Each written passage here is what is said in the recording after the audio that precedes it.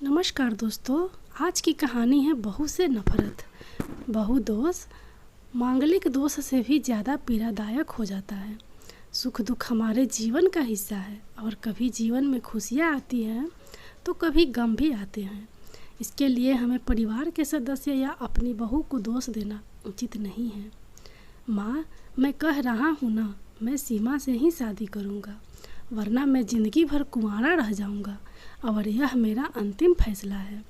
अब इस विषय पर मैं आपसे आगे बहस नहीं करूँगा। तभी अनिल की मम्मी रितु जी ने कहा, बेटा तू समझता क्यों नहीं है? हमने तेरे सामने सीमा की जन्म कुंडली पंडित जी को दिखाई थी ना, और उन्होंने सीमा की कुंडली में मांगलिक दोष बताया है। अब तू बता, सब कुछ पता होते हुए हम तेरी शादी एक मांगलिक लड़की से कैसे कर दें?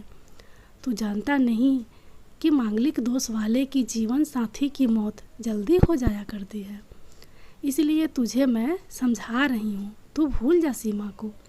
रितु जी ने अनिल को बहुत समझाया, पर अनिल का कहना था कि जब मैंने सीमा से प्यार किया था तब मैंने उसके साथ प्यार करते हुए जन्म कुंडली का मिलान नहीं किया था। ना ही मैं इन मिलानों को मानता हूँ। इसलिए अब बस मैं शादी करूँगा तो सिर्फ सीमा से, और यह मेरा आखिरी फैसला है। आखिर रितु जी को अपने बेटे की जिद के आगे झुकना पड़ा और पंडित जी के द्वारा बताए गए अनुसार सीमा के मंगल दोष को दूर करने के लिए अनिल के साथ शादी करने से पहले सीमा की शादी एक पेड़ के साथ करवाई गई और उसके बाद सीमा ने अनिल से शादी करी। सीमा दुल्हन बनकर अनिल के घर आई, पर रितु जी को सीमा का मांगलिक होना अभी भी खटक रहा था और रितु जी उसे दिल से नहीं अपना पा रही थी। और घर में कुछ भी परेशानी आती तो उसका दोष सीमा को ही दिया जाता। लेकिन सीमा पढ़ी लिखी संस्कारी लड़की थी और वह अपनी सासू माँ से मिले इन बेवजह आरोपों को अपने दिल से नहीं लगाती थी, और ऐसे ही ससुराल में उसके दिन कट रहे थे। एक दिन अनिल ऑफिस से जल्दी घर आ जाता है। तब रितु जी ने उससे पूछा, बेटा आज जल्दी कैसे आ गया? तब उसने बताया, माँ आज सुबह से ही सिर दर्द और बहुत कमजोरी आ रही है, इसलिए ऑफिस में काम करने की हिम्मत ही नहीं हुई मेरी।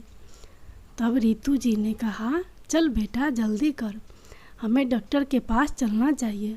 तब अनिल और रितु जी डॉक्टर को दिखाने गए।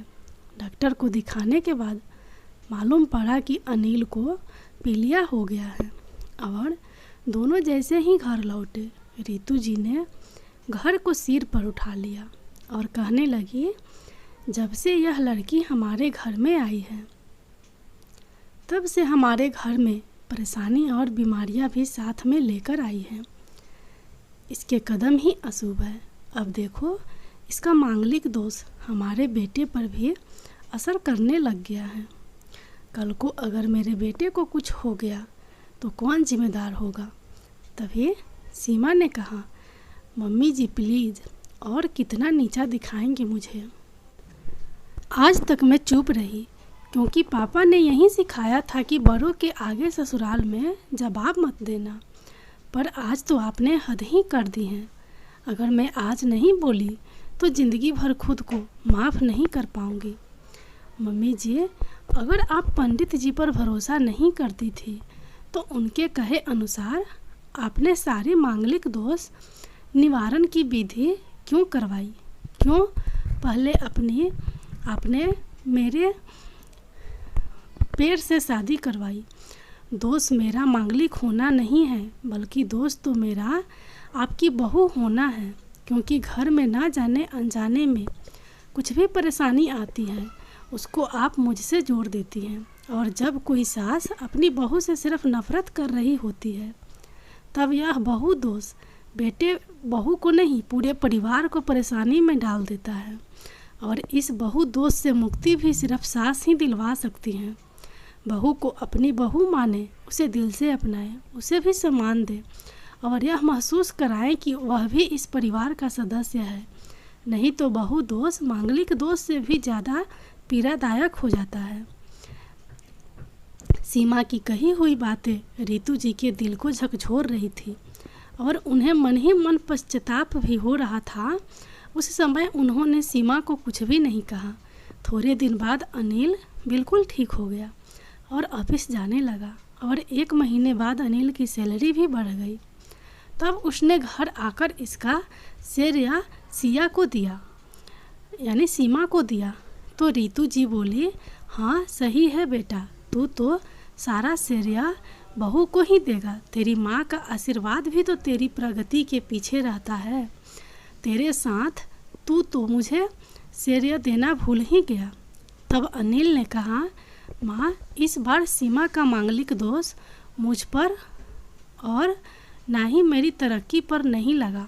और माँ, जब हम बुरी परेशानियों का श्रेय सीमा को देते हैं तो अच्छे कामों का श्रेय भी तो सीमा को ही देना चाहिए। तो इसलिए आज का सारा सीमा को हो जाता है। अनिल ने हंसते हुए कहा। तब सीमा बोली, अनिल तो क्या तुम भी मुझे ऐसा समझते हो? तब अनिल ने कहा, नहीं सीमा, बिल्कुल नहीं, बल्कि मैं तो माँ को यह समझाना चाह रहा हूँ कि सुख दुख हमारे जीवन का हिस्सा है और कभी जीवन में खुशियाँ आती है तो कभी गम भी आते हैं। इसके लिए हमें परिवार के सदस्य या अपनी बहू को दोष देना उचित नहीं है। तभी रितु बोली, बेटा सही कह रहा है तू, और तेरी तरक्की ही बहुत है मुझे इस झूठे दोषों से बाहर निकालने के लिए। आज मैं यह कसम लेती हूँ कि आज के बाद मैं सीमा को किसी भी बात का दोष नहीं दूंगी। यह सुनकर सीमा आज बहुत खुश थी, क्योंकि आज उसको उसकी सास ने मांगलिक दोष के साथ साथ बहुत दोषों से भी मुक्ति दे दी थी। दोस्तों, अगर यह कहानी थोड़ी सी भी अच्छी लगी होगी तो मेरे चैनल को सब्सक्राइब करना मत भूलिएगा और वीडियो को लाइक ज़रूर करिएगा।